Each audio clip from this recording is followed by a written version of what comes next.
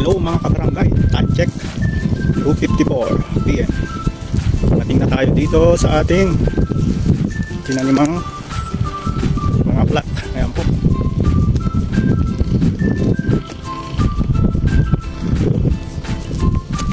Yung first plat namin, group 2. Mabuhay yung mga tanim namin, mga talong, mga kabarangay. Ayan. Ito yung walang organic fertilizer. Naman sa kabila, sili. Ayan po, dito okra tumubo na rin. Ito yung nilagyan ng organic fertilizer. Ayan po, laki ng diferensya. Ito yung maganda yung organic mga kabarangay. Ito yung okra. Ayan, nakikita nyo ang ganda ng tubo ng talong mga kabarangay.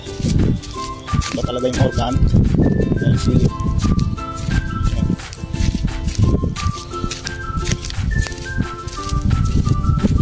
Naman yung walang organic pero may plastic na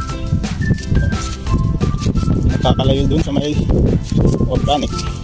Okay rin yung tubo pero ganito lang yung mga daon. Yan po, yun din yung sili. Yung sili yung kamatis.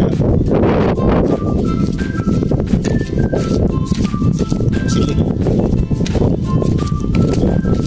ito yung merong organic. Yung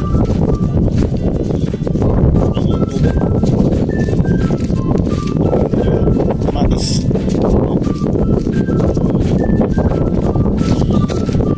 Ito yung first plant na walang plastic at walang organic ang tubo kabarangay. Ayun din yung kamatis. Naman yung tanim namin patola mga kabarangay. Yan po yung may organic. Ganda ng tubo. Ayan. Ganda talaga kapag organic mga kabarangay. Ganda yung tubo pero yung iba hindi tumubo. Puro na sira yung buto. Pinagyan na rin ng organic pero maganda yung tubo. Ayan katabi. Ayan. Balik na tayo.